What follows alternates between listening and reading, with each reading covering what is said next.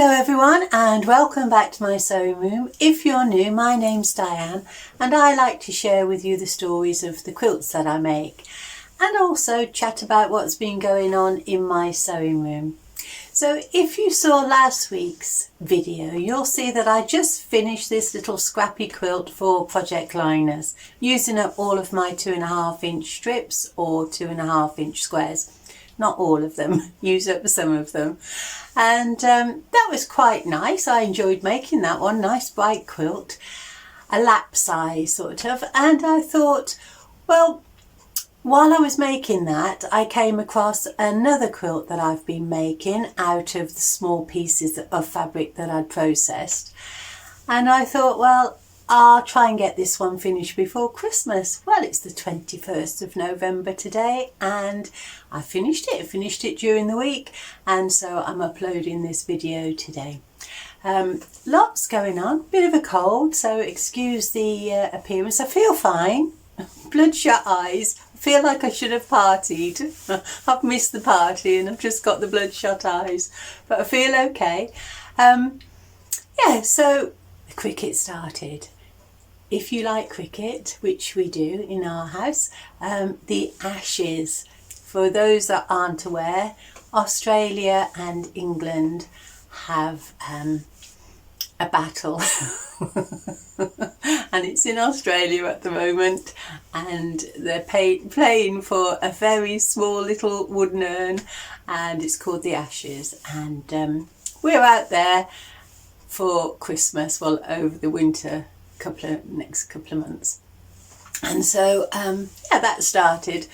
So in the UK it means you've got to get up about 1:30 in the morning. I didn't. My husband, I think he did. So yeah, so cricket and sewing and making soups and also making carrot cakes. You need a little bit, it's so cold here in the UK at the moment. So it feels like -4. There's a hard frost, the dahlias are all black, but I've batch cooked some little treats, little carrot cakes, individual ones. So they're all in the freezer, so when I need to warm up with a coffee and a cake, they're there, and making lots of soups. So let's get back to this quilt. Like I say, I'd started earlier in the year making multiple projects, which is something I never did. I always started a quilt, finished it, processed the scraps, moved on to the next one. And when I process my scraps, if it's sort of fat quarter size or thereabout, it goes in one place, yardage goes in another place, and then I have 3-inch squares. I make a lot of quilts with half square triangles, 3-inch half square triangles, and I make those by taking a 4 3/4 inch square, 2 right sides together, sewing around the outside, snipping off the corners, cutting on the diagonal to give me a 3-inch half square triangle. So all the sorts of fabrics that I do save, the cuts, that work together with these pre-cuts that I've already made for other things, process pieces. And so 3-inch squares, 3-inch half square triangles, 4 3/4 inch squares, and strips. Now, where is my trusty old ruler? I'll just get that. Many years ago, I was processing some scraps and I picked up this ruler, and this ruler is 1 3/8 wide. And so I started making strips with the smaller pieces of fabric with these to go in log cabins. And sometimes I had not enough for a strip, but I cut them into a 1 3/8 square. Now, making this quilt has taught me a lesson. Never too old to learn new lessons. And I'm not going to make these sizes anymore. I've decided that I'm going to cut 1 1/2 inch squares. I will cut smaller ones, but they're going to be 1 1/2 inch. I'm going to use up all of the fabric that I've got at 1 3/8, and there's quite a lot, so I'm going to make some log cabins or squares within squares, those sorts of things. The reason that I'm going to say goodbye to this. The reason I used it, I should say, is because I could put a little 9 patch together of 1 3/8 and then trim that to 3-inch squares. And that has worked well for many years. So I've got a little 9 patch or a little block of smaller pieces that measure 3 inches square, and I never used to join those together. So if I had a 9 patch, or a 3-inch trimmed 9 patch, I never used to put those next to each other. I would usually put a bigger piece of fabric around it, either, you know, a 3-inch square or a 3-inch half square triangle, or, you know, larger pieces of fabric. So I would use that. But I decided I would like to make a postage stamp quilt.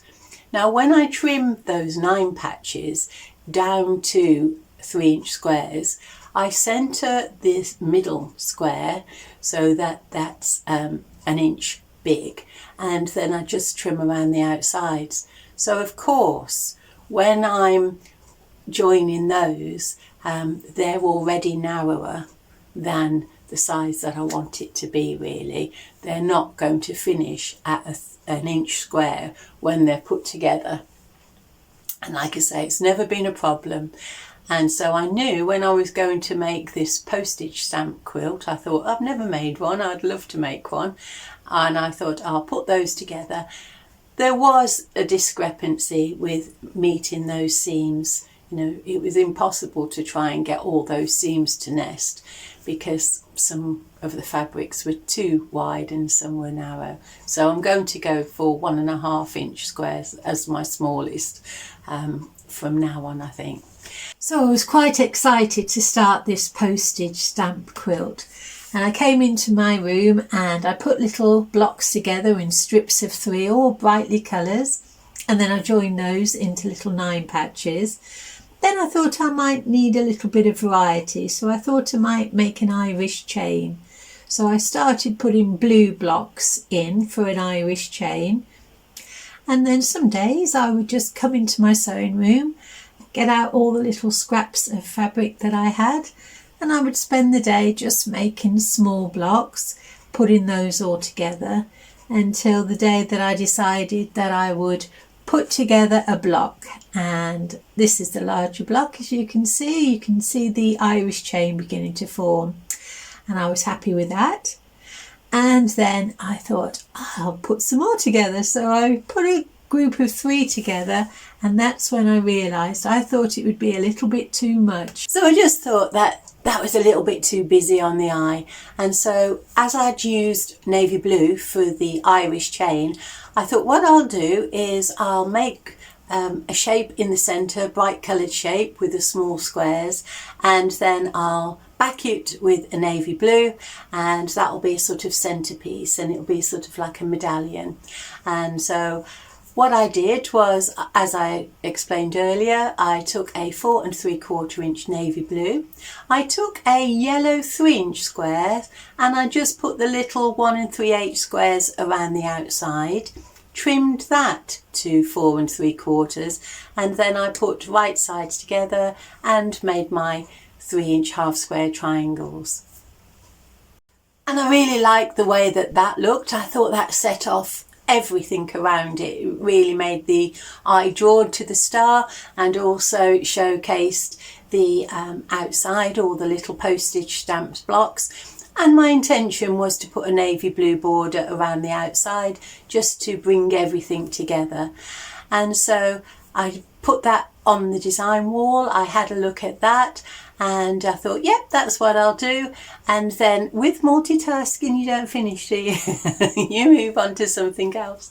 And so what I thought I would do was just put that away, and I had the calling to make another quilt. So that lived in a drawer for a little while. And occasionally I would return to it when the mood took me, or when I had some new 1 3/8 squares, and I would take what I had out and put some more blocks together. Like I said earlier, I just finished this quilt here, and then I decided that I would like to finish that postage stamp quilt before I start any more multiple projects. So I do have 2 smaller projects on the go, a square within square and like a little on point block which is 3 inches. Excuse me. And oh, you can just see a reflection in the mirror behind me there. I'm working on a Christmas quilt, so hopefully I'll finish that one quite soon. So I thought I would finish off this postage stamp quilt, get everything out, have a look at what I've got and what I needed to make. So I had a look at everything I had, I put it on the design wall and then had a look at joining things together. So I joined all the blocks and the pieces that I had already made up, and that covered the top and the 2 sides. So then I just needed to make the strip that went along the bottom. At the moment, everything fitted together really well and I was pleased with that. And if you have a look now, I put it on the design wall, and this is the lesson that I learned. I either made a miscalculation with some of the square sizes, or the seams weren't quite right, or the centre block wasn't quite right. But in the bottom right corner of the star, if you have a look across, I'll show you up close, you'll see that the squares didn't match. I could really have not told you this because from a distance you can't tell. But we're all friends together, and so I will share with you the ugly bits. Look closely to see where this arrow's pointing, and from a distance again it's not really noticeable, but when you look closely it is. Now I'm a half cup full sort of person. I suppose if I wasn't, I could have discarded that because it was really difficult to put right to make a full square.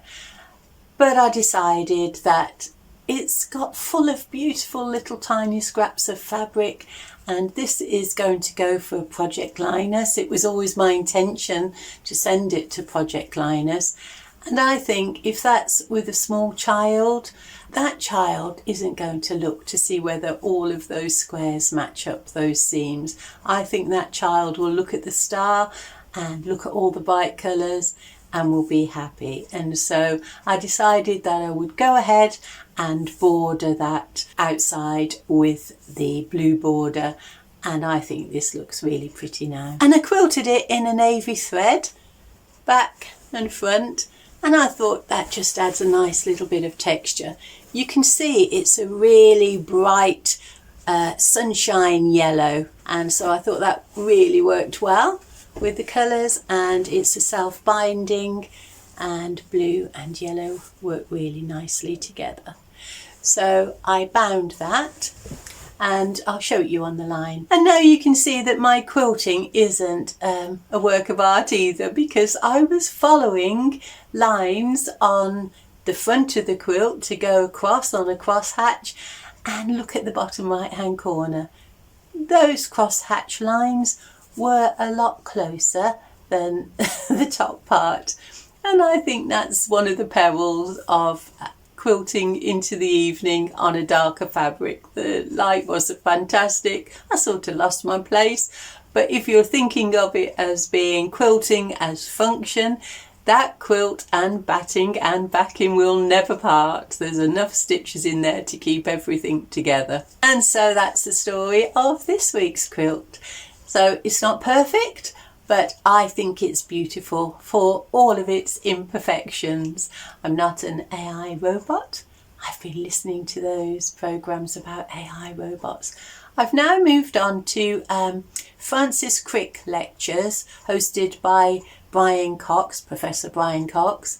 And there was a really interesting lecture the other day about AI and can we harness it. So that was interesting. AI is just popping up everywhere, isn't it now?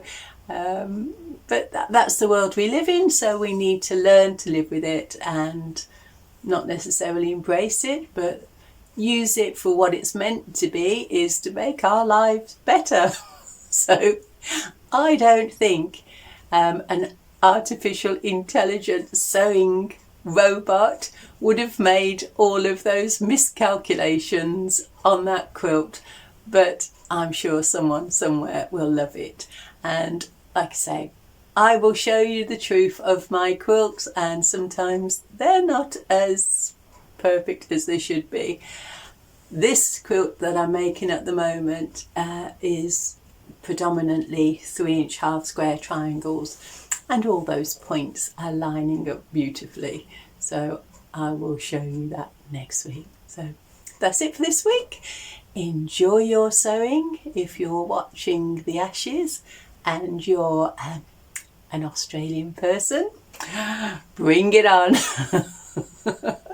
It is fun. We do, like, apparently in your newspapers in Australia, you go to town, don't you, pulling apart the England team and our hopes and aspirations of bringing the Ashes home, but we shall see. So that's all the fun of sport, and that's what it should be. So I will leave you now, and enjoy your sewing, enjoy your weekend, and I'll speak to you again soon. Thanks for watching. Bye.